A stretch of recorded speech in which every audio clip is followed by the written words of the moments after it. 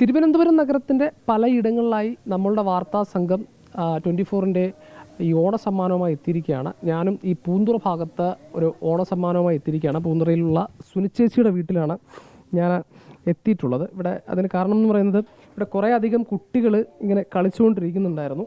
ആ സമയത്താണ് ഇങ്ങോട്ടേക്ക് ഞാൻ എത്തുന്നത്. ഇപ്പോൾ ഇവർ ഓണമൊക്കെ ആയിട്ട് ഇവരെല്ലാവരും കൂടി കൂടിയിരിക്കുകയാണ്. ആ സമയത്താണ്. പക്ഷേ ഇവിടെ ഒരു സുനിച്ചേച്ചി ഇവിടെയുണ്ട്. സുനിച്ചേച്ചി നമസ്കാരം. അപ്പോൾ 24-ൻ്റെ ഒരു ഓണം ഗിഫ്റ്റ് ഉണ്ട്. ആ ഓണം ഗിഫ്റ്റ് തരാൻ വേണ്ടിയിട്ട് വന്നതാണ്. സർപ്രൈസ് ഗിഫ്റ്റാണ്. ക്യൂ സ്പൈസസും 24-ഉം കൂടി തരുന്ന ഓണം സമ്മാനമാണ്. സന്തോഷമായോ? സന്തോഷമായി.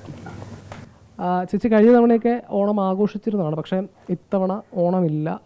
ഈ വീട്ടിൻ്റെ ഗൃഹനാഥനെ നഷ്ടപ്പെട്ടിരിക്കുന്ന ഒരു സാഹചര്യമാണ്. ഇവിടെ കഴിഞ്ഞ തവണയൊക്കെ വലിയ ഓണാഘോഷം നടന്നുകൊണ്ടിരുന്നതാണ്. അത്തപ്പൂക്കളമൊക്കെ ഇട്ട് ആഘോഷിച്ചതാണ് എല്ലാവരുമായിട്ടും. ഇത്തവണ ഓണാഘോഷമില്ല. ഇല്ല. എന്താ? നമ്മൾ ആണ്ട് കഴിയാതെ അങ്ങനെ ഒന്നും ആഘോഷിക്കാൻ പാടില്ല. ഇത് കഴിഞ്ഞ തവണ എല്ലാ തവണയും ആഘോഷിക്കുക? ചെറുതായിട്ടെങ്കിലും ഒരു അത്തയിട്ട് അങ്ങനെ ആഘോഷിക്കാറുണ്ടായിരുന്നു.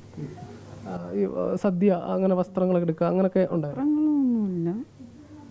സദ്യയൊക്കെ വെച്ച് നമുക്കറിയാവുന്ന രീതിയിൽ ചെറിയ ചെറിയ സദ്യ വെച്ച് അങ്ങനെ ചെയ്യുമായിരുന്നു. ഈ വർഷം അതുമില്ല. ഇപ്പോൾ ചേച്ചി എങ്ങനെയാ?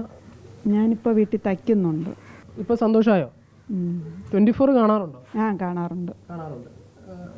വാർത്തകളൊക്കെ വാർത്തകളും കേൾക്കാറുണ്ട്. ഫോണിലും 24 ന്യൂസ് ലൈവ് ഡൗൺലോഡ് ചെയ്തിട്ടുണ്ട്. TV കാണാറുണ്ട്. അത്തരത്തിലാണ് ചേച്ചി ഇപ്പോൾ സന്തോഷവതിയാണ്. നമ്മുടെ സർപ്രൈസ് ഗിഫ്റ്റ് സുനിച്ചേച്ചിക്ക് നൽകിയിരിക്കുകയാണ്. അപ്പോൾ കുട്ടികളൊക്കെ ഹാപ്പിയാണ്. അവർ കളിച്ചുകൊണ്ടിരിക്കുകയാണ്. ഹാപ്പി ഓണം. ഓക്കെ. അപ്പോൾ അത്തരത്തിൽ ഇവിടെ സന്തോഷമാണ്. ചെറിയ ദുഃഖത്തിനിടയിലും അവർക്ക് പറ്റുന്നത് പോലെ രീതിയിലുള്ള കളികളൊക്കെ ആയിട്ട് ഇങ്ങനെ സന്തോഷിച്ചിരിക്കുകയാണ് കുട്ടികളാണ്. അവർക്ക് അറിയില്ല. ഏതായാലും ഹാപ്പി ആയി എന്നുള്ളതാണ് അവർ പറയുന്നത്. ഹാപ്പിയാണോ? ഹാപ്പിയാണോ? ഹാപ്പിയാണോ?